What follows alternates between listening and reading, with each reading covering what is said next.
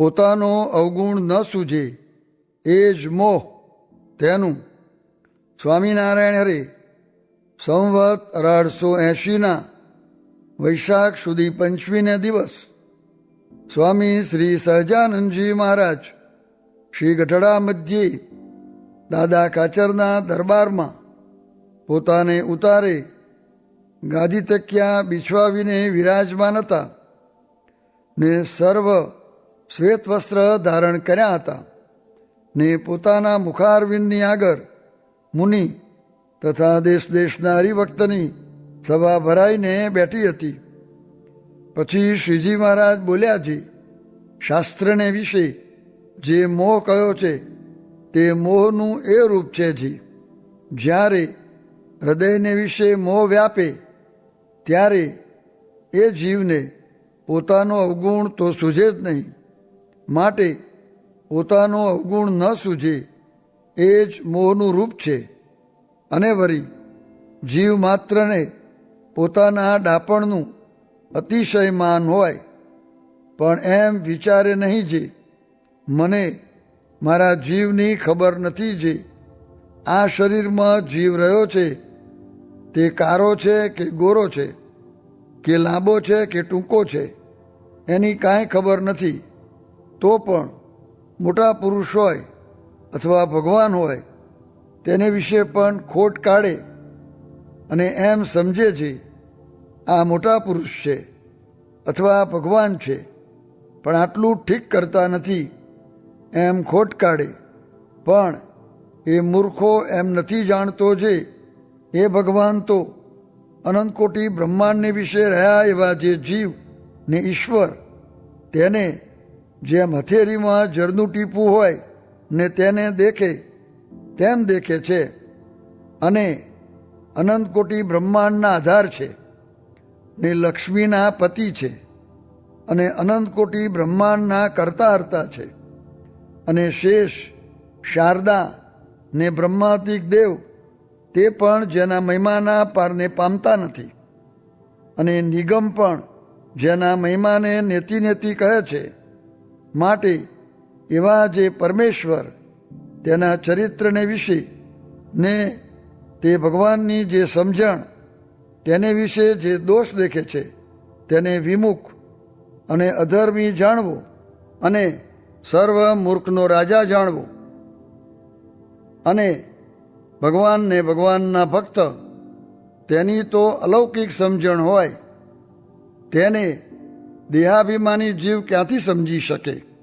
માટે પોતાની મૂર્ખાઈએ કરીને ભગવાન ને ભગવાનના જે ભક્ત તેનો અવગુણ લઈને વિમુખ થઈ જાય છે, અને એ ભગવાનના ખરેખરા ભક્ત જે સત્પુરુષ હોય તે તો અલૌકિક દ્રષ્ટિએ યુક્ત વર્ત્યા કરે છે.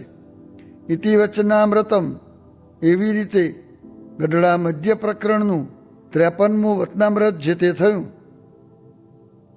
સંઘનું રૂપ કર્યું જે ભેગા રહે પણ સંગ ન કરે, તેમાં ઉનાના શેઠિયાનું દ્રષ્ટાંત દીધું જે 60 માણસ ભેગા રહેતા પણ તેમાં સંગ તો પુરુષ સ્ત્રી ને છોકરો એ 3ને હતો, ને ભગવાનની સ્મૃતિ વિના જે થાય છે તે ખડ ખાય છે, ને સત્સંગી પણ સ્મૃતિ ન કરાવે તો કુસંગી ભૂલાવે એમાં શું કહેવું, ને કામમાંથી પરવારીને પ્રભુ ભજવા એવી તો કોઈએ આશા જ રાખવી નહીં. કેમ જે કોઈનું કામ પૂરું થયું નથી ને થાશે પણ નહીં. અને આ જીવને વૃક્ષનો દેહ આવે તેમાં આવરદા તો ઘણી લાંબી, પણ તેમાં પ્રભુ ભજાય નહીં, ને પશુ પક્ષી આદિકના દેહ આવે તેમાં પણ ન ભજાય, ને મનુષ્ય દેહમાં ભજાય તેમાં પણ મોટે ઠેકાણે ન ભજાય, ને ખાવા ન મળે તો પણ ન ભજાય, ને રોગ થાય તો પણ ન ભજાય ઇત્યાદિક વિઘ્ન છે. અને આ તો સર્વ વાતે સાનુકૂળ છે, ને તેમાં પણ પ્રભુ નહીં ભજે તો પછી કિયે દાડે ભજાશે. સ્વામિનારાયણ સ્વામીએ વાત કરી જે જીવ કર્મવશ થઈને દુઃખ સહન કરે એમ પોતાના કલ્યાણને અર્થે ન કરે, તે જો વીંછી કરડ્યો હોય તો આખી રાત જાગે એ અનુસારે ઘણી વાતું છે. સ્વામિનારાયણ હરે સ્વામીએ વાત કરી જે વાસનાવાળો અક્ષરધામમાં જાય કે ન જાય એ પ્રશ્નનો ઉત્તર મહારાજે કર્યો જે લીમડે ઊંચી વસ્તુ બાંધી હોય તેને જે છોડવાનો દાખલો કરતો હોય ને તેનાથી તે ન છૂટે તો તેને બીજો છોડી આપે, તેમ વાસના ટાળવાના ઉપાય કરતો હોય તેને ભગવાન સહાય કરે છે. સ્વામિનારાયણ હરે સ્વામીએ વાત કરી જે આજ્ઞામાં રહે ને છેટે છે તો પણ અમારા ઢોલિયાની પાસે છે, ને આજ્ઞા નથી પાળતો તે પાસે છે તો પણ છેટો છે, ને ગમે તેવો જ્ઞાની હશે, હેતવાળો હશે ને મોટેરો હશે, પણ આજ્ઞા લોપે તો સત્સંગમાં ન રહેવાય. ત્યાં દ્રષ્ટાંત દીધું છે, પતંગ ઉડાડવાથી છેટો ગયો છે પણ દોરી હાથમાં છે તો સમીપમાં જ છે, તેમ આજ્ઞારૂપી દોરી હાથમાં છે તો મહારાજની પાસે જ છે. સ્વામિનારાયણ હરે સ્વામીએ વાત કરી છે, કોઈકે સ્વામીને કહ્યું છે આ પ્રાગજીને તમે ઐશ્વર્ય આપ્યું તે છકી ગયો, માટે શેખજીની પેઠે કરો. ત્યારે સ્વામી કહે આ ઠોઠ બોટ્યું નથી, આ તો પાતાળે પાયા છે, ખરા રાજીપાનું મળ્યું છે. સ્વામિનારાયણ હરે સ્વામીએ વાત કરી છે, હરેક વાત સાંભળીને તે આકારે થઈ જાવું એવી તો કોઈ મોટી ખોટ જ નથી.